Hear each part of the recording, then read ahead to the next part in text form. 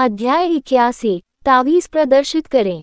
भ्रमित बच्चे। यदि उसने इसे प्रत्यक्ष रूप से नहीं देखा होता तो उसे कभी विश्वास नहीं होता कि ओलिवर जैसा कमज़ोर नौसिखिया ओझा ऐसा कारनामा कर सकता है। वे दो मार्शल आर्ट तकनीकें वास्तव में क्या थीं? उन्हें ये किसने प्रदान किया था? क्या इस परिदृश्य में कोई शामिल था? क्या मालकिन ओफेलिया उनके जन्म के समय उनके प्रारंभिक मूल्यांकन के बारे में गलत थी?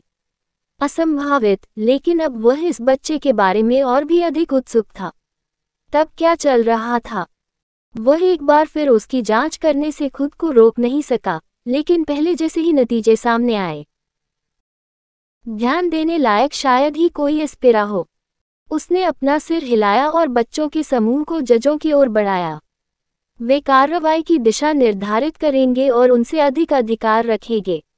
वह ओलिवर के प्रति उनकी प्रतिक्रिया देखने के लिए भी उत्सुक थे, ये देखते हुए कि वे सभी जंगल में उसके पहले के कार्यों के गवाह थे। जल्दबाजी के साथ उसने उन्हें दूसरे क्षेत्र में भेज दिया, जबकि अन्य गार्ड बच्चों को जंगल के भीतर ही ले गए। ओलिवर ने कुछ कुर्सियां देखीं और उन पर कुछ लोग बैठे थे। इन कुर्सियों को एक ऊंचे मंच या मंच पर व्यवस्थित किया गया था।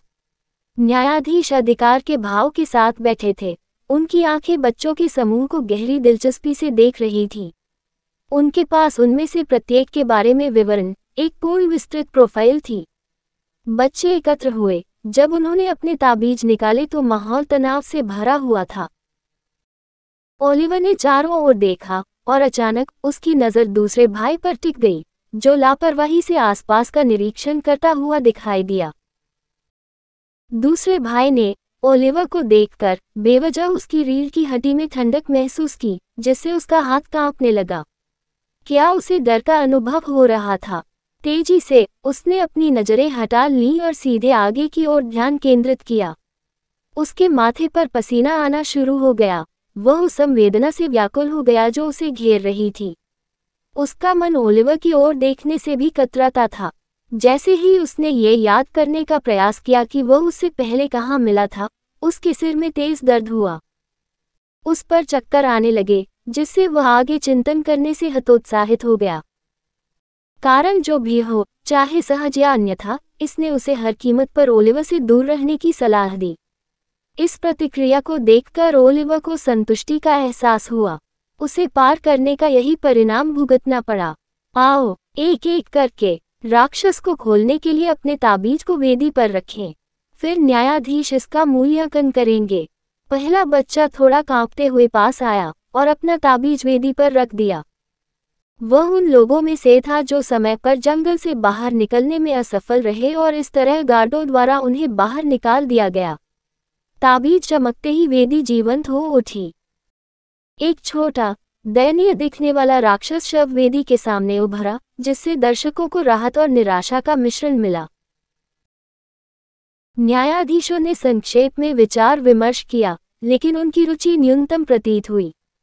खैर, ओलिवर ने सोचा, उनकी रुचि जगाना चुनौतीपूर्ण था। इन राक्षसों को उनसे नजरें मिलाने की जरूरत ही नहीं थी। अगली एक आत्मविश्वासी लड़की थी, जो पहले जीतने की पसंदीदा थी। ओलिवर ने शुरुआत में ही उसे अनुयायियों के एक समूह से घिरा हुआ देख लिया था। ये स्पष्ट था कि उसका पारिवारिक वंश असाधारण था। जागीरदार परिवार दूसरों की तुलना में उच्च स्थिति का आनंद ले रहा था। उसने अपना तावीज़ खोला, जिससे एक भयंकर और प्रभावशाली राक्षसी लाश प्रकट हुई। न्यायाधीशों ने अनुमोदन में सिर हिलाया और वह पीछे हट गई। उसके चेहरे पर एक संतुष्ट मुस्कान थी। उसके बाद वह बच्चा था जो अपने पूर्वज की तलवार अपने साथ लाया था। पहले तो वह काफी अहंकारी और आत्मविश्वासी था, लेकिन अब वह अधिक विनम्र और दब्बू लग रहा था। यहाँ तक कि उसका चेहरा भी मिट्टी से सना हुआ था और उसके कपड़े भी इधर उधर से फटे हुए थे। ये स्पष्ट था कि जिन राक्षसों को उसने कम का था, उन्होंने एक मूल्यवान सबक दिया था। उन्होंने जो दानव प्रस्तुत किया वह औसत दर्जे का था। बच्चे आए और चले गए। प्रक्रिया जारी रही। अंत में दूसरे भाई की बारी थी।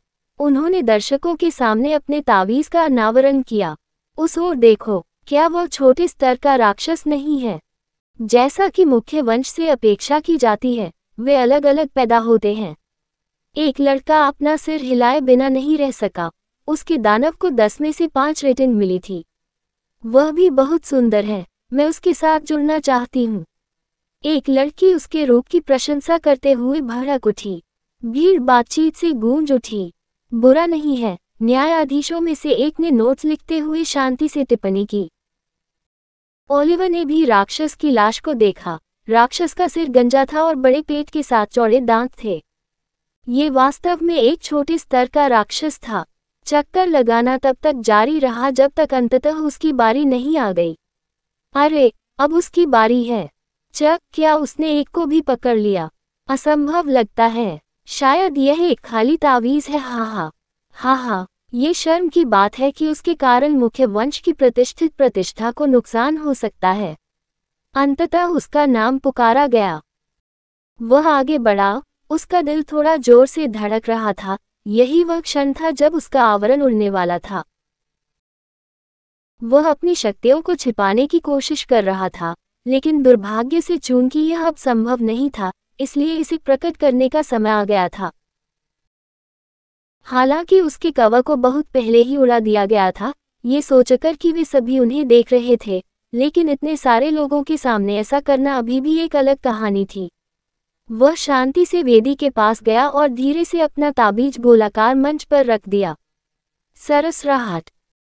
जैसे ही दर्शक इस तमाशे का इंतजार कर रहे थे, एक रोशनी चमक उठी। कुछ उत्सुकता से उस नाटक का इंतजार कर रहे थे जो ओलिवर द्वारा अपनी दयनीय प्रतिभा प्रकट करने के बाद सामने आने वाला था।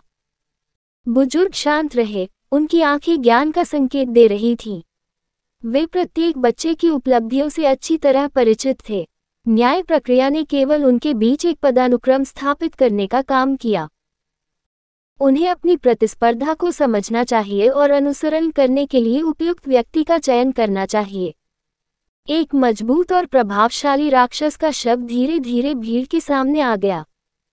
दर्शकों में सन्नाटा छा गया जब वे अविश्वास से राक्षस को देख रहे थे। अरे, क्या ये छोटे स्तर का राक्षस नहीं है? आखिरकार कोई बोला, उनका स्वर झिझक भरा था। एक छोटे स्तर का दानव। उसने वास्तव में एक को पकड़ लिया। क्या ये कैसे संभव है? मैं अभी भी उससे कोई ध्यान देने योग्य एस्पेरा महसूस नहीं कर सकता।